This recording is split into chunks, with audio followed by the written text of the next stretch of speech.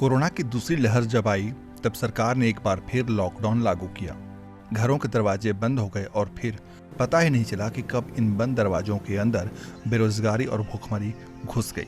बुंदेलखंड के ग्रामीण इलाकों में कोरोना संक्रमण की रफ्तार अब कम पड़ने लगी है।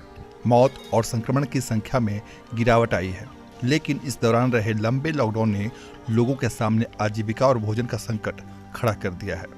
लेकिन लोगों के सामने अब जो संकट है वो है भूखमरी का, और उनके सामने इस समय रोजगार का अभाव है।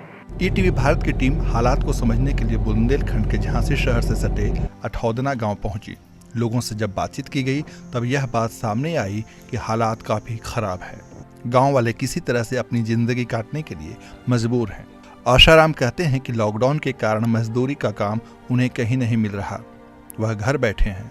मजदूरी करने वाली राजवती का कहना है कि जब से लॉकडाउन लगा है तब से वह घर पर ही बैठी हैं।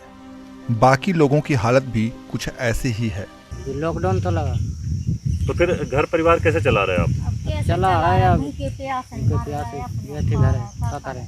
का है अब बैठी है घर का करत कितने चली जाए। कितने दिनों से? अब बिला देना हो गए हमें तो जब से लगो है जब की बैठी। आदमी अपनी परेशान है, काम धंधा नहीं कर पा रहा है, मजदूरी नहीं कर पा रहा है। गरीब लोग हैं अपने घर पे बैठे हैं, बच्चे लोगों को देख रहे हैं कि धंधा पानी उसका बंद हो गया है, क्योंकि सामान नहीं ले पा रहा है बाजार से। पहला नंबर इधर ग्राहक भी नहीं चल रहा है तो आमदनी कम होगी, लेकिन ये है कि अपना गुजारा कर रहा है किसी प्रकार से। परमार्थ संस्था ने बुंदेलखंड के 6 जिलों में एक अध्ययन किया। इसमें झांसी जनपद के 70 गांव शामिल थे। अप्रैल के पहले सप्ताह में लोग बीमार होना शुरू हुए थे। लोगों की अब तबीयत लगभग ठीक हो चुकी है, लेकिन अब रोजगार और भूखमरी का संकट उनके सामने खड़ा हो गया है। 1 महीने तक लॉकडाउन रहा और इस वजह से मनरेगा जैसे काम भी बंद रहे।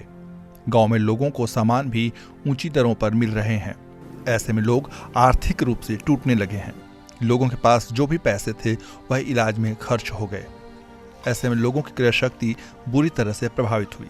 लोग अब आर्थिक रूप से बहुत टूट गए हैं और जो भी पैसा वगैरह था उन्होंने उस इलाज में अपने खर्च कर लिया है। इस समय लोगों की क्रय शक्ति बुरी तरह से प्रभावित है। झांसी सदर विधानसभा सीट से विधायक रवि शर्मा दावा करते हैं कि हर जरूरतमंद व्यक्ति के घर तक खाद्यान्न पहुंचाने की व्यवस्था की जाएगी। इसके लिए अगले सप्ताह से अभियान की शुरुआत भी की जाएगी।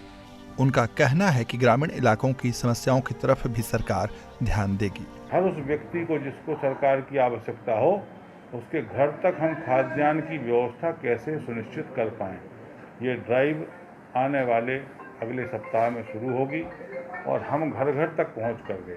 कोरोना संक्रमण की रफ्तार कमने लगी है। उम्मीद है बंद दरवाजे भी जल्द ही खुलेंगे और सरकार की पहल से इन लोगों के चेहरे पर मुस्कान एक बार फिर खिलेगी। चिंता के बादल छटेंगे और उम्मीदों की धूप एक बार फिर खिलेगी। ईटीवी भारत के लिए झांसी से लक्ष्मी नारायण शर्मा की रिपोर्ट।